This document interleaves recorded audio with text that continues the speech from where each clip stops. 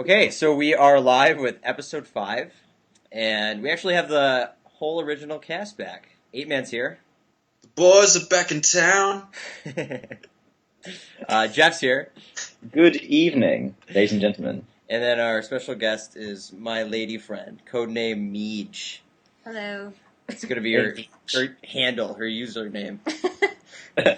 So, it's going to be the four of us, and it's only appropriate, since you are here, that we do something about significant others and rebooting and the effects of that, because Apeman and I were talking before the show, and we're talking about how porn addiction is predominantly, most guys are the ones who are porn addicts, the ones looking up pornography and on porn tube sites and like that, predominantly, not exclusively.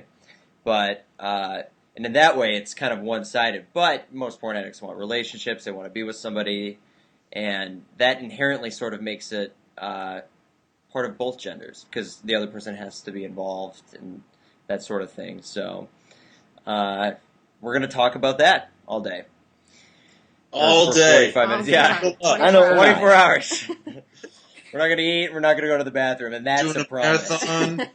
I've got all my food. Got all my food. All right. So I don't know if any of you guys have questions to start with. I have a Google Docs, and we have some questions. But if you do, you could go right now. How about you, Jeff? Do you have anything?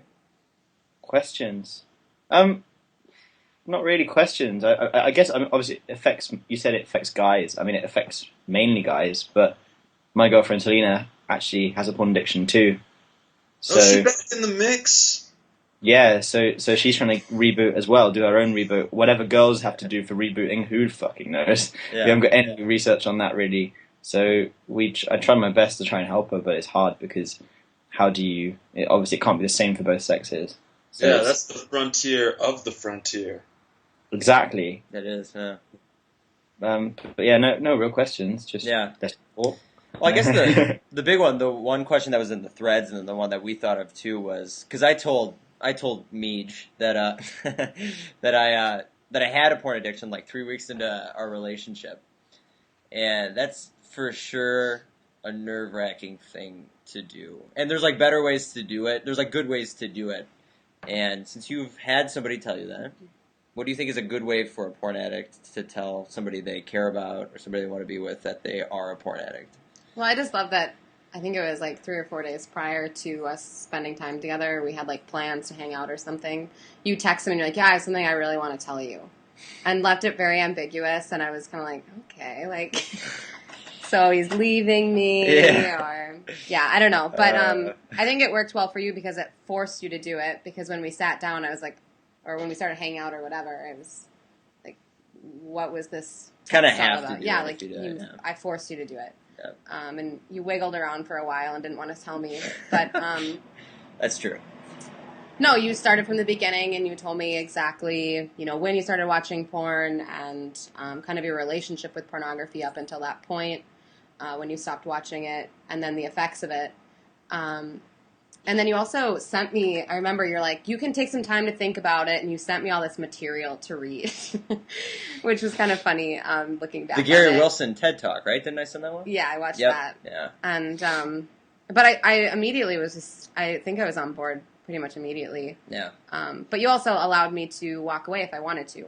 You said, if this is going to be too much for you, or if you don't want to deal with this, then you can walk away.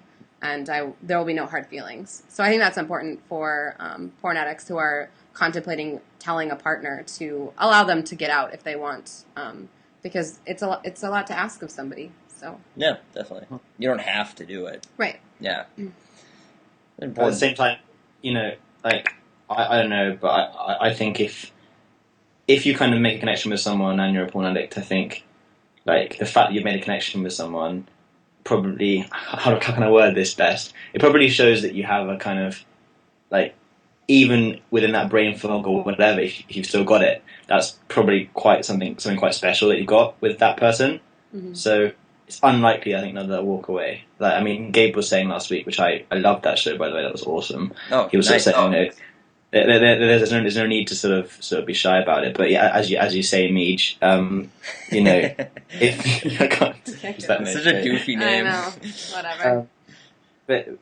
but you got to give that person that option. But it's I think At least it's give them unlikely. time to think about it. Yeah, definitely. I mean, Yeah. I've never watched porn in my life, and so hearing this was kind of What a different world. yeah, it was we Yeah. live very different lives. Yeah. So Yeah, definitely. I mean, because of the relation, I feel like the relationship is so, there's just like differences with it, and you need to know what it might be or what it might not be, which is kind of an important thing. mm-hmm. But yeah, that is kind of interesting. It is, I guess, kind of notoriously known that it's harder for porn addicts to make connections, or maybe more difficult, or whatever sort of thing. So, yeah, did we talk about that last week, or did you just think of that? I can't remember if you did or not. I think you might have boarded on it, and I kind of thought about it as well. Yeah, And it just came to my head, so yeah. it's a good point. Fugu, I got a question, and Meege. You know what? I'm going to call you Queen Gorgo. That works. But you told Even better. you told her that you were a porn addict, yeah? Yep. Yeah. Even though, as I understand it, you had been porn free for 9 months before you guys started hanging out. Yep. Yeah. Just about. Wow. I mean, that's a feat. I'm surprised that you. I mean, after 9 months, I would. If it was me that had gone 9 months, I would say.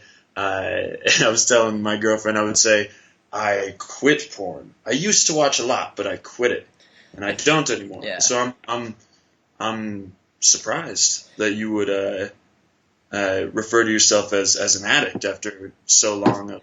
You still refer to yourself as an abstinence. addict, though. Yeah, I guess I really subscribe to that idea that once an addict, always an addict sort of thing. Or at least I always just thought that and haven't given much more thought to it than just that. But I also said that because I had really bad at the time porn-induced DD.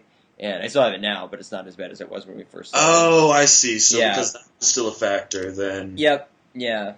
I gotcha. But even and this might sound kind of weird, even though when I lay out to somebody like what it means to have been involved so long with pornography in my life, I feel even though the porn-induced CD is a big thing and a horrible part of my, like what's going on right now, the porn addict part is a bigger component of it all.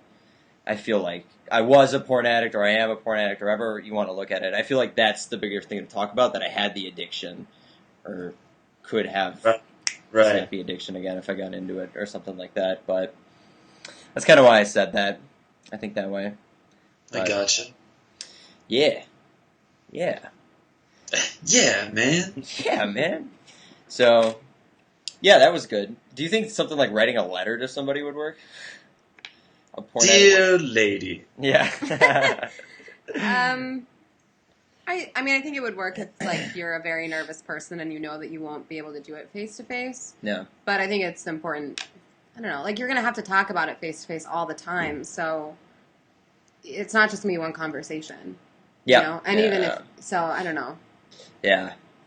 I definitely thought about doing that. I was so nervous. I don't know why. Well, I was know that you were sitting nervous. there and you're like, can I just write it down for you? And I was like, no, just tell me what this is. I want to know. Oh, God.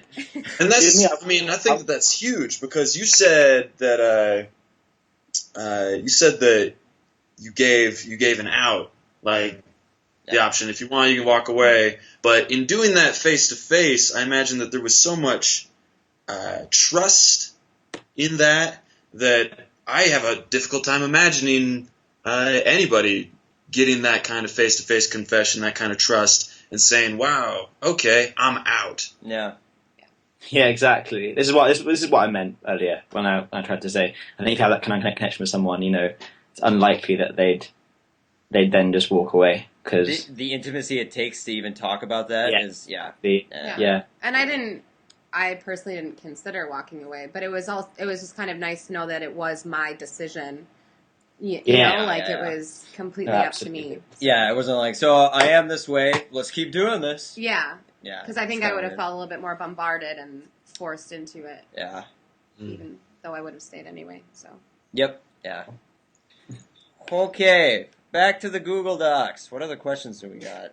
Let's get the mail out. Let's get the mail. Good old mail. I worded this question awfully in the Google Docs, and I cannot read it word for word. It's just so bad. I guess, okay, so basically, like, the Apeman's face. some of it, like, as somebody who's dating somebody who is a porn addict, was a porn addict. I don't know. I guess I don't know. I never really given much thought to how I should say that. But somebody who had dealt with the effects of porn in the past, what are the challenges, particularly as somebody who has porn-induced CD or any of the sexual dysfunctions? Not having sex. That's a big one. I don't know. I think for me, like I said before, I hadn't watched or have never watched porn, so I just never really like openly, I don't know.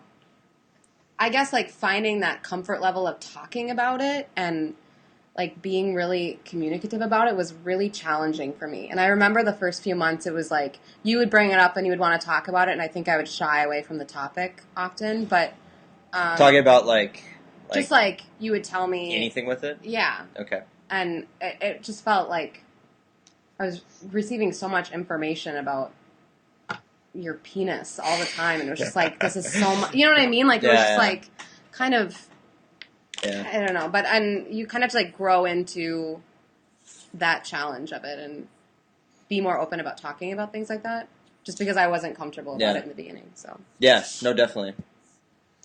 Jeff, you've had some experiences opening up to significant others, right? Yeah. I don't know, I mean, when Gabe was talking about last week, I really related to that because I don't really see it as a problem, and I think if you don't see it as a problem, then someone else is not going to see it as a problem. Yeah. I mean, it's like I'm working on this. It's a problem I've had in the past, and I mean, it's fine to say. I think on a level, if it works for you to say once an addict, always an addict, because it is kind of true. But at the same time, you know, if you're working to kind of get over something and overcome that, you're already kind of halfway there. So you're no longer in that kind of addictive cycle where you're watching porn every day without a regard to what you're doing at all. So I mean, you know, it's still different. You've tried to better yourself. You're making effort. You're actually putting in the work to overcome that. So it's not the same as kind of just being blindly kind of watching porn every day and not really giving a fuck what happens. So from that, so to that extent, I think, you know, you're already well on the way. And then to think like that, that's a positive way of thinking. That's a positive mindset to think, okay, I'm overcoming this. It's going to take a long time. I appreciate it's going to take a long time. But, you know, obviously I'll give this person the option, and I don't expect them to stay around or anything. And I completely understand if they don't want to. But at the same time, like, you know, I've done all this, and frankly, it shouldn't matter to me if that person doesn't want to, because it doesn't take away my own value. Like, I still value you know what I mean? You still value the work. The work you've done is still valuable work. It doesn't, even if the person did, which I've never had a single, as Gabe said, he's never had a single person that's kind of turned to him and then said, you know, you're a dirty piece of shit or something.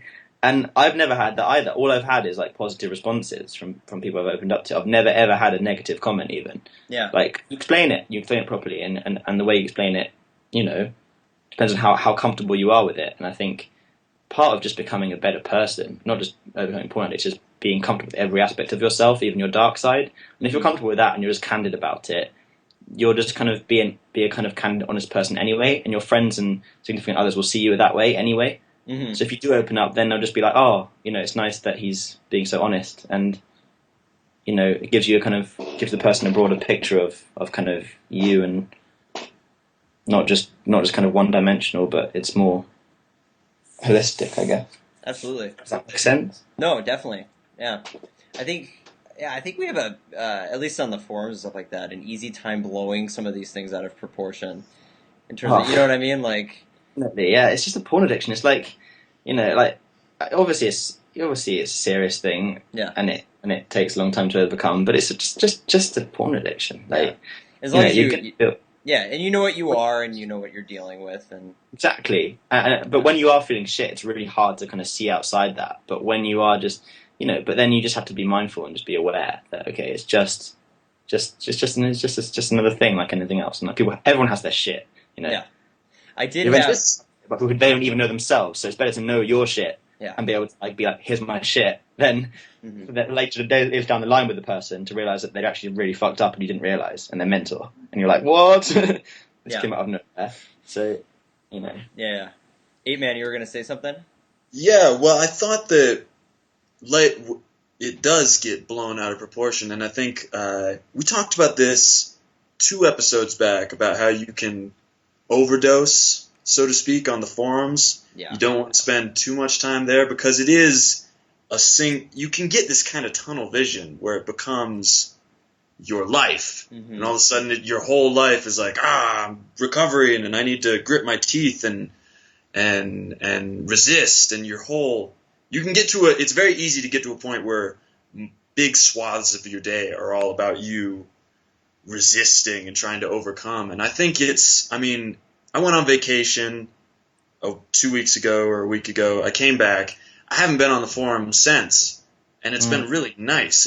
It's not just, it hasn't just been taking a vacation from the forum. It really seems like taking a vacation from the addiction itself.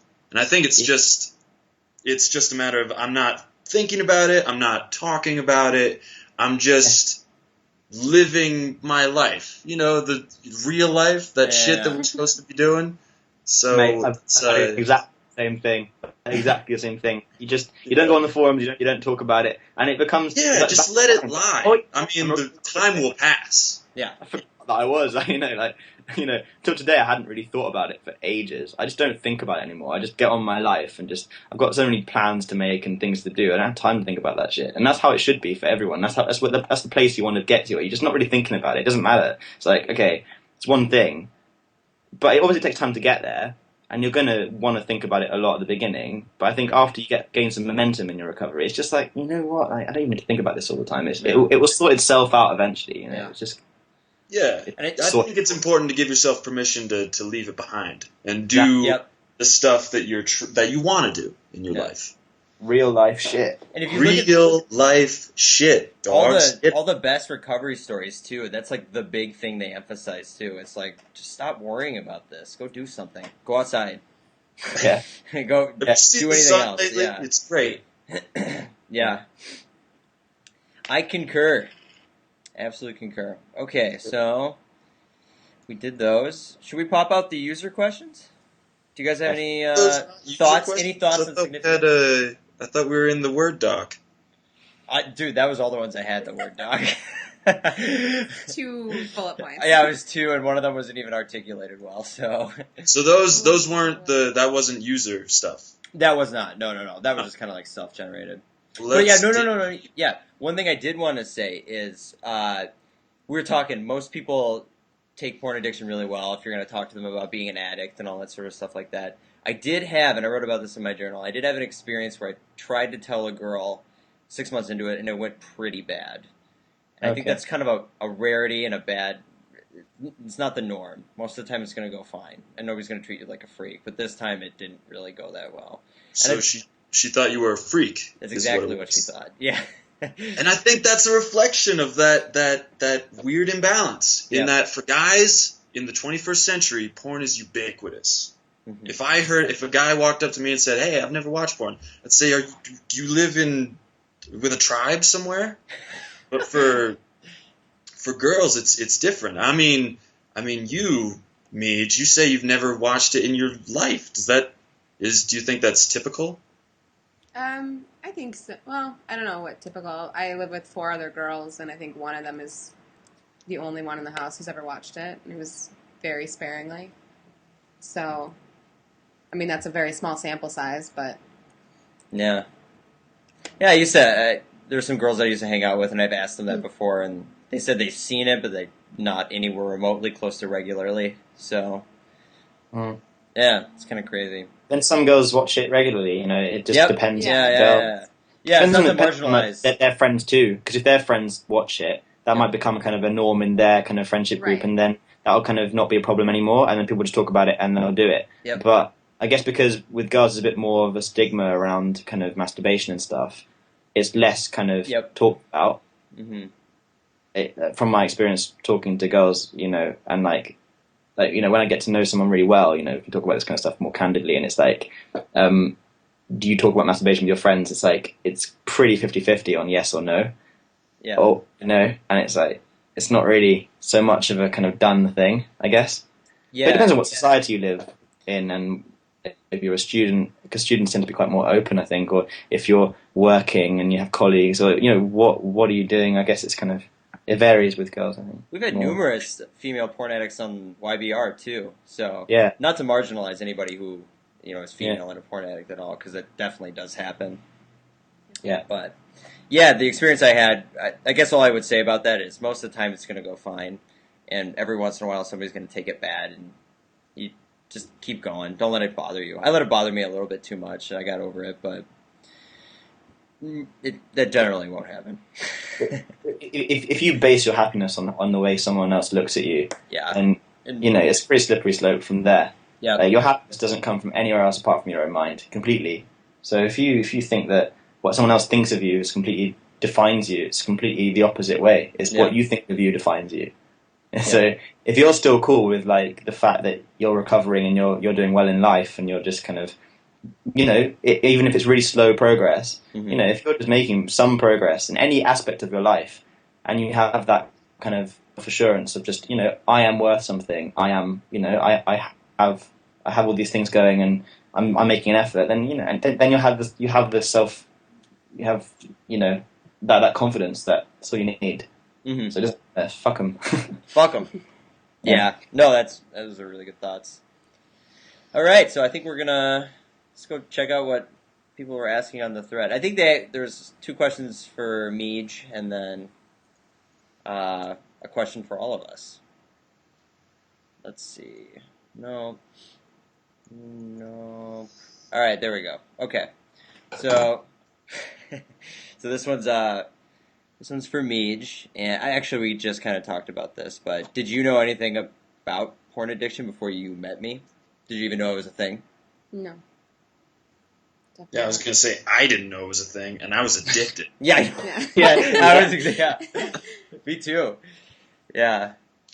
And then you said and then you're going after you started your reboot. Yeah. So I guess did it change the way you thought about addictions at all? That's just kind of like an off-note question, but. Kind of. I mean, it definitely humanizes everything a little bit more when you're so close to someone who's dealing with it. Yeah. I remember, I think I was listening to the first episode of this, and you guys were, I think you mentioned that I look at the forum or something like that. And right.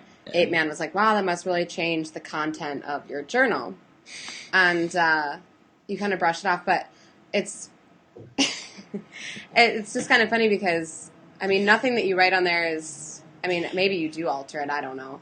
But everything you write is things that we've talked about, and it's very open. Yeah. And you're constantly sending me, like, articles that are coming out or whatever, so that I'm staying kind of in the know about things that are going on. Yeah. But, I don't know. Yeah, I don't think anything's really changed. I always wrote my journal with a whole bunch of optimism, thickly laid in it. I always feel like writing optimism is so good for you. It feels really good. Yeah. Good place to vent. That's an off note, too, but... All right. Good answer, Meege. All right, number 2. So this guy, Luke, also wants to know. I think for many porn addicts and rebooters, the topic relationship is a problematic thing. Many of us experience porn-induced CD and stuff like that, and this influences our sex lives. Additionally, there are things like flatlines where your libido is low or 0, and if a porn addict meets a woman, or if he's gay, and considers a relationship, what's the best way to tell her about the problem? We kind of said this. What's the best way to prepare for her for the problems with libido, porn-induced CD of a reboot? What's the best way to tell her? I guess we could just do the one before, and then we'll go after that. So we kind of said the one about,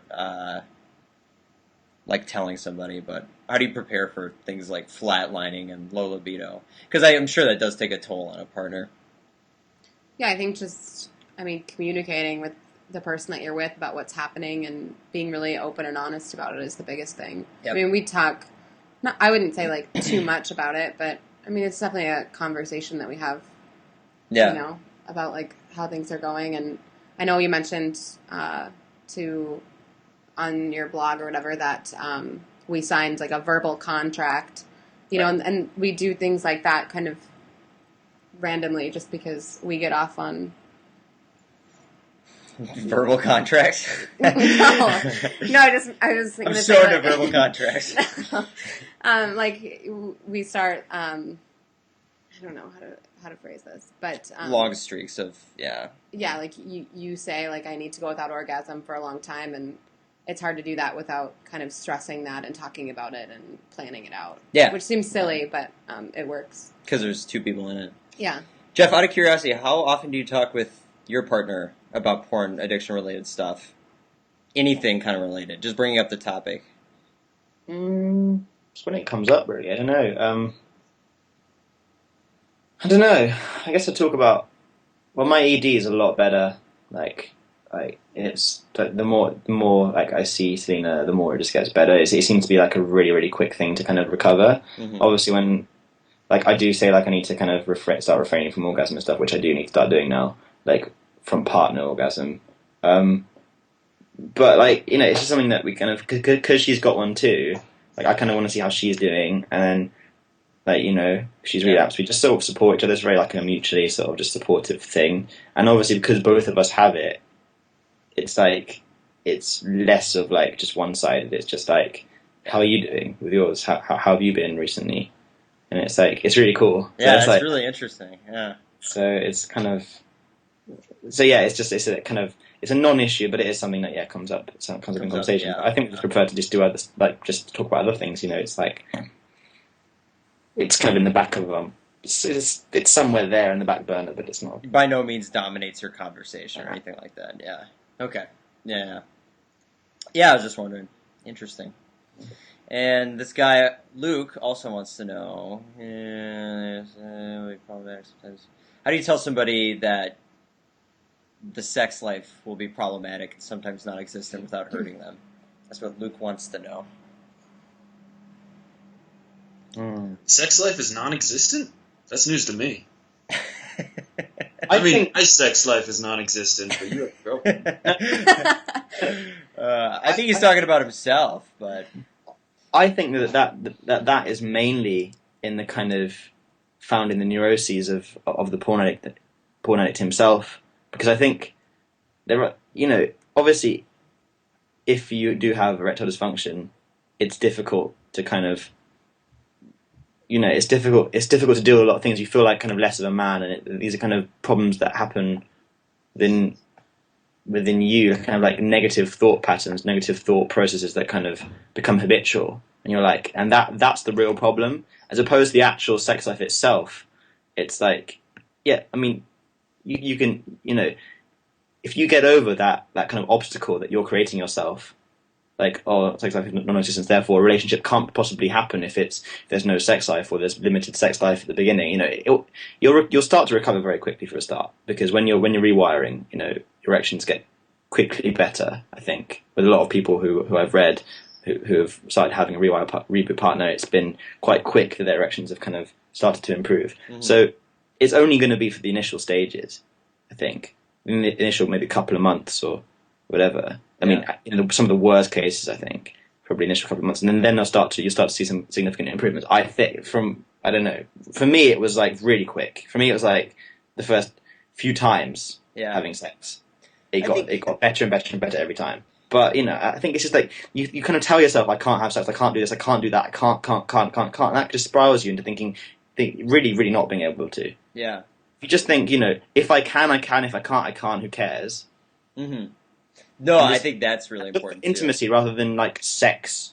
Just look for intimacy. Like, there are other things you can do. Yeah. You don't just have to have sex all the time. It's like porn addict's mind's very sex oriented. It's like sex has to be physical sex constantly, but it doesn't have to be. You can just kiss and cuddle and talk and do other stuff. There's so many other ways of bonding than just sex. Yeah. No, I think it's true. Yeah. Yeah. Having sex doesn't constitute a sexual relationship. Apeman, any thoughts? So many thoughts. Where to begin? I think Jeff is. I think you've hit an important point, Jeff, because in the mind of a porn addict, it is sex, and not just sex, but it's this need for a daily orgasm. Like, you gotta have it. And maybe that's not the way it's supposed to be. Who knows? I don't know. I'm an idiot. But maybe you're onto something. Don't look for that. Don't look for the orgasm. Don't look for the constant sex. Just look for some bonding, just some connection with another human being, and forget about the sex, because that will come. Just forget about it. Try. It's just, it's so easy to think about your dick and be obsessed with it. And it's like, yep. I mean, I think that we've talked about this before, but I always kind of say that, like, sometimes your porn addiction has kind of been a blessing in disguise, just because we've been able to build a relationship on what really matters, and kind of like have this really, really strong foundation on communication and trust, and just like being intimate in other ways, like Jeff was saying. So, but there's certainly those times where it's really frustrating. I mean, like, we've been together for a year now, and we have yet to have sex, like truly successful sex. Yeah. So, I mean, that can be really frustrating as a partner, and I'm sure for you too, obviously. But yeah, I think that there's certainly something to be said for building relationships on what's important, and kind of leaving that physical element out. Yeah. And waiting for that to happen later on, because it'll probably be a lot better. Yeah, definitely. So. Yeah, I guess Sorry. Go ahead, man. Fugu and Meege, you mentioned something earlier that kind of piqued my interest. You said you were talking about a verbal contract. Yeah. Could you elaborate a bit on what that is all about? So, so basically, if I go long enough without having an orgasm of any kind, I have really good erections. It just happens. I don't really know why. And so, but when I have one, I get thrown into really bad flat lines, and I probably can't even get a decent erection with a partner for like 5 days afterwards. And then they'll start to come back in 7 days, and then by the time it's 3 or 4 weeks, they'll be decent. So we have like a verbal contract, just because having no orgasms has really improved my erection quality in the past, and not just my erection quality, but just kind of my mentality with sex and stuff like that. That I guess we're just going to try and do another streak. And we do, like, verbal contracts just to, like, we're both kind of in agreement of it. Everybody knows what's going on and sort of thing. So that when we know, like, when we're being intimate with one another, there's kind of that wall. You know what I mean? Like, I'm not pressured into doing you know what I mean? Yeah. It's kind of, you don't get caught up in the moment because you have this other goal in mind. It helps us. I see. So your communication is open enough that you have a clear understanding of what's going on. Yep. Yeah. I think one thing that really helped Tina and I was that, like, when we have sex, it's not like we kind of just, we don't consider it like, right, we're gonna have sex now or whatever, or like I really want to have sex, and then we just like do it. It's like we just play around and just kind of have a bit of fun, and then it might happen, it might not. Yeah. It doesn't really matter. You don't have to think about it like having successful sex or whatever. You can have successful sex if you're both enjoying it. That in my mind is successful sex. You don't have to come. Like, not both partners have to come. One or the other can come. You can both not come. It doesn't matter. Like, it really doesn't matter. So it's I agree too. You see what happens. Just enjoying another person kind of intimately, and it's like you might not even penetrate, and it doesn't even matter, because it's like it's still part of the process. So it's like the process of bonding with another person. It's like you literally don't have to just always ejaculate or always another person orgasm. It's like that's kind of what porn in a way has kind of taught you, and what society likes to think is that sex is always about orgasms, and that always means orgasms. It doesn't.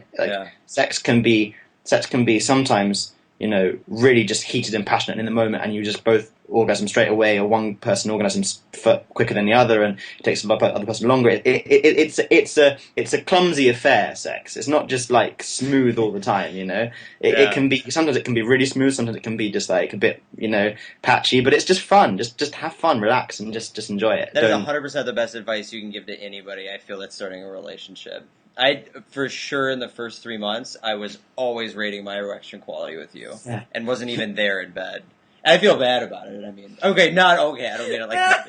But use me. but I thought about it too much. I think that's what I'm trying to say. And it's hard not to when that's like a big component of rebooting. Well, I think that also sometimes you can feel more pressured because there's someone else involved now. Yep. Yeah. And now it's like, I felt like I had to perform. You know what I mean? I had to do it for somebody else. But that's, like Jeff was saying, that's like a totally false thing. We can still have fun. Mm-hmm. without it really going well. We have. Going well.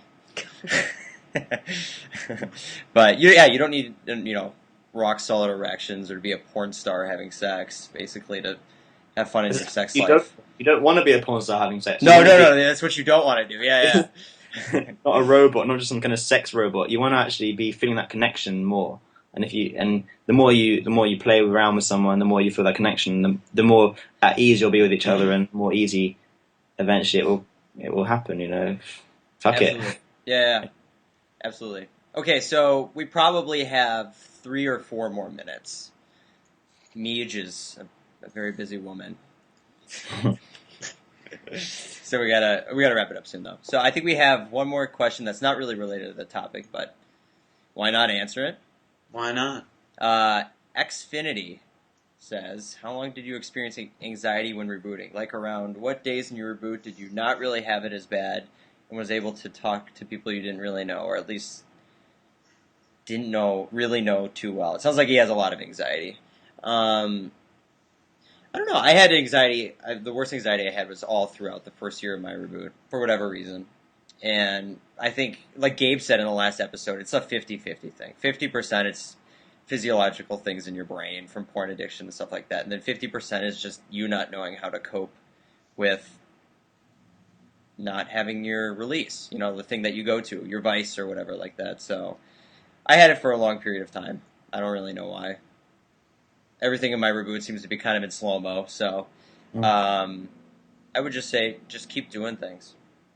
For me, the best way of overcoming the anxiety was to have an arsenal of different things you can do.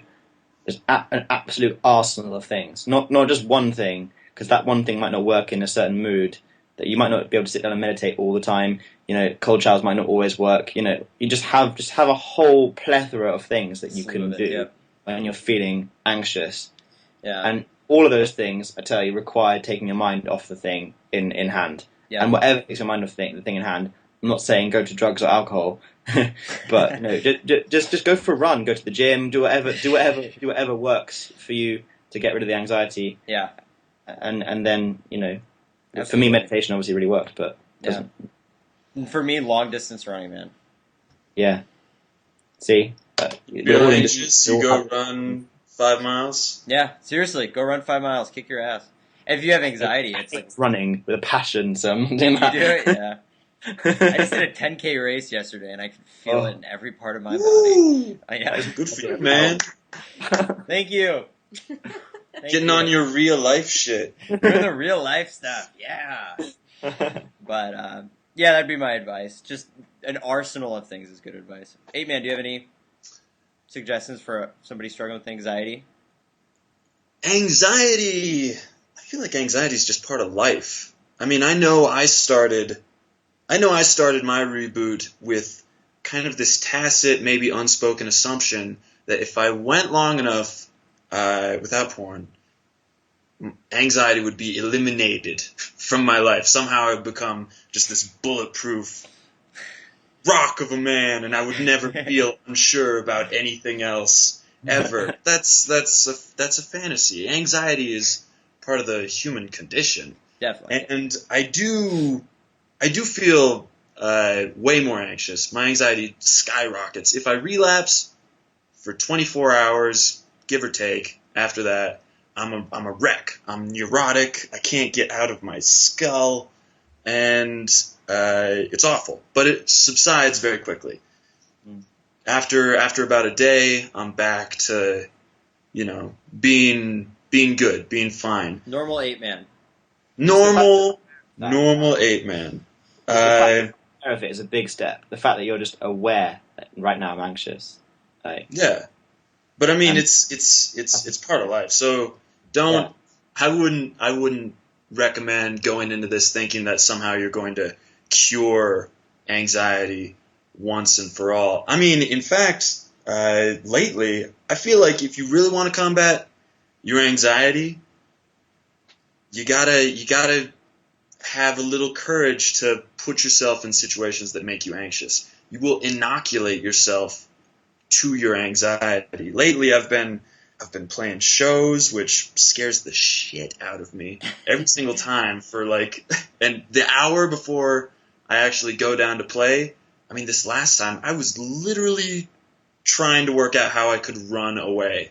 Like how I could move to another part of the country where I didn't have to play these shows. I didn't have to do it. But then you go and you do it, and nobody tries to kill you, and everything's fine. And then, like I said, you inoculate yourself. So expose yourself to some anxiety. Try to face into it if you can. I know it's tough. It's super tough. Way easier said than done. Baby steps with it as well. Don't just suddenly... Go skydiving. Yeah. At the beginning, it's really hard to get out of your own head. If you're kind of more further along with the reboot, then you can start to take bigger and bigger risks, I think. The beginning, you can play it relatively safe. Like if you're scared of talking to people, for example, just try and talk to the neighbor or something and just have a conversation. For me, that was a big thing. I was so last year, I was so anxious that I couldn't even have a proper conversation with someone and be in the same room as them, just face to face and just actually be concentrating on what they were saying. Because my mind was going off in all sorts of places. Mm-hmm. But to just think I'm just going to have a conversation with this person and just try and enjoy it. Yep. That's a big step as well. It's a huge step. Yeah, I remember feeling the same thing too. And eventually you'll start to just come out your shell and just be, and you'll be like, okay, I'm happy with this. You get used to it, and it's cool. Yep. It was all good advice. So we should probably wrap it up pretty quick here. Cool. But, I'm thinking next week I would love to have Spangler on. Yeah. Oh, he wrote that book. He wrote that book. Literally which is wrote so the book. good. And his 2 YouTube videos that he put up are amazing. I don't know if you guys have checked that out. Some of the best advice I've ever seen. I haven't, but really good. Yeah. And anybody watching, check out Spangler's YouTube videos. What's that? Does he go by Spangler on YouTube? I don't know. Yeah, he does go by Spangler on YouTube. Yep. He does. So yeah, check it out. He has really good advice. And pretty well done videos too, so yep. But yeah, that's what I'm thinking. That's what I'm hoping. I'll contact him. I know he wanted to be on the show, but I don't know when. So hopefully we'll be back next weekend and we can do another show just like this. But I guess we'll sign out. So everybody, cool stuff. Say goodbye. Goodbye. Goodbye. Goodbye. Late. All right. See you, everybody.